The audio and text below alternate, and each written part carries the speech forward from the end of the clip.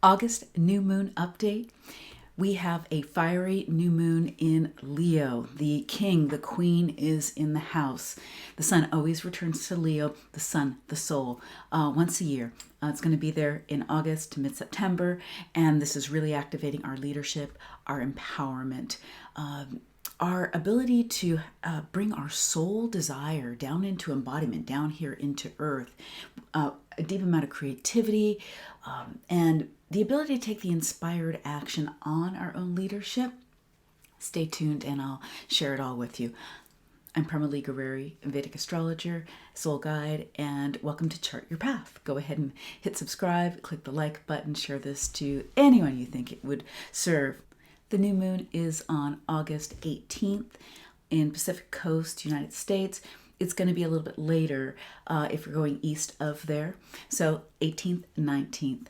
And this is an incredibly transformational time because not only do we have a new moon, which remember is a new energetic cycle. This is when we're going into the cycle of leadership, the cycle of the king, the queen, the cycle of, bringing the soul's desires here down to earth. And at the same time, we happen to have some very transformational energy going on with a very rare alignment of some of the other planets. I'm going to tell you about that a little bit more as we get into our update here. So this is happening in Vedic astrology in Leo, and it is happening in a lunar mansion, or nakshatra of Magha. And this is really the heart of the lion. This is Regulus. This is the fixed star Regulus. And it is that ability to, really take care of one's pride and leads one's pride as well. Think of this as being the king or the queen is in the house. Planets own different houses. The sun comes to Leo once a year, this time of year, every year. And one of the things we could use right now more than ever is really clear leadership. So one of the nice things about this too, along with the fact that it's really going to fire up our own personal leadership and bring in a deep amount of creativity. But there's also some ruling deities, the Pitris, that go along with this nakshatra, and they're really the fathers, the ancestors of humanity. And the mythology is they're the guardian angels, giving protection to all of life. And especially during a time where we might have some major challenges here on earth, some major calamities, and we could say this is one of those times.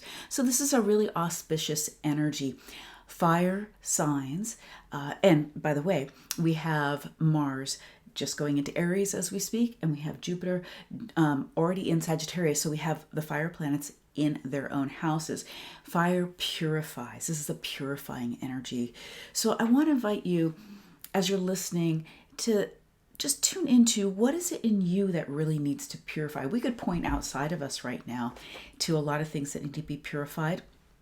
But remember, everything we're experiencing is part of the collective. So as you identify for yourself what you need to purify, that also helps shift the collective.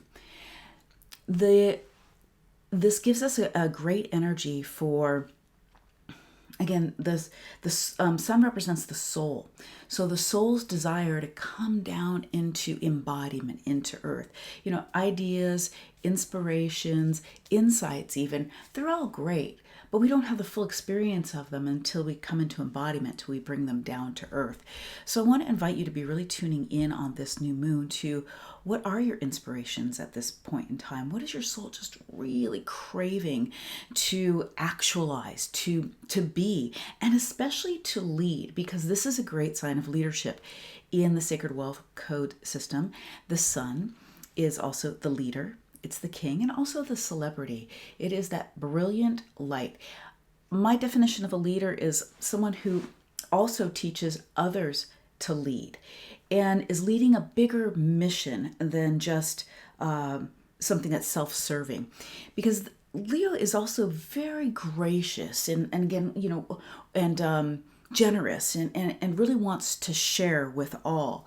So whatever you're leading for yourself, or you're really being called to step up and lead more fully, there's something in that that's for the good of the whole, and you really want to identify what that is and get very truthful. There's an energy of truth here and of empowerment that goes along with this energy. It's also the 100th year anniversary of women's rights, women getting the vote. That was 100 years ago. And there is a call for divine feminine leadership. And this is something that each and every one of us who are stepping into that are birthing. It is a new frontier. And I want to invite you, man or woman, to really tune into that feminine part of your heart, the leadership that comes to the good of all and for community, that really considers everyone in the whole. But really the key is that leading from the heart. So that's leading from that intuition, that's leading from that taking care of everyone. And you, as if you're a woman listening in here, you have a personal mission. Something that you've come here to lead with. The way you animate your gifts in the world, or would like to.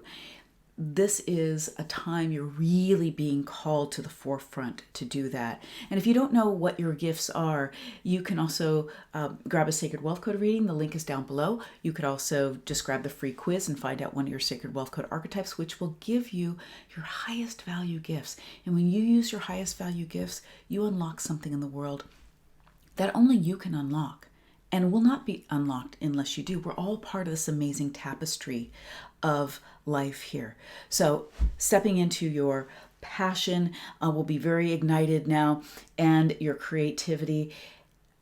I want to talk about this transformational energy alignment we have going on. It's called Gandanta in Vedic astrology, and it's the degrees between where water is going into fire signs. And this is a liminal place. It's a place where very transformational. They call it a place of karmic knots.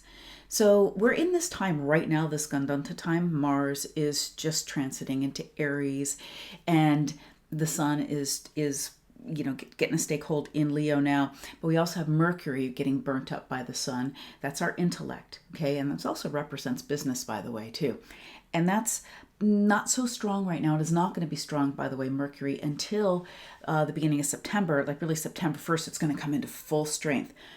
Mercury is your intellect, your ability to evaluate and give things value and meaning, communication. So I want you to, we all need a mental break in this last couple weeks of August. Give that to yourself. Meditation, mindfulness, just real extreme mindfulness, and don't put extra mental pressure on yourself, which is really hard right now. So you've got to step out of everything that's causing you to have that mental pressure, and then don't pressure yourself to make a big decision or to be really super articulate about something. This Mercury is going to come back very strong soon. So a mental break right now. It's in the northern hemisphere. It's summertime. Allow yourself some time so that your right brain can, your creative mind can embody what the new moon is bringing us, and not so much on the finer details of things right now. Also, with Mars and the sun also at this Gandanta point, this transformation, these karmic knots, it is a place where it agitates. And when we agitate things, it's about clearing things out. So it's like a pressure point. You may be feeling it now and for the next couple of days and for the past couple of days. So really, Mars will come on at Gandanta, just after the new moon, just like the 19th or so. And so this is a place where there's patterns coming up that need to be cleared for you.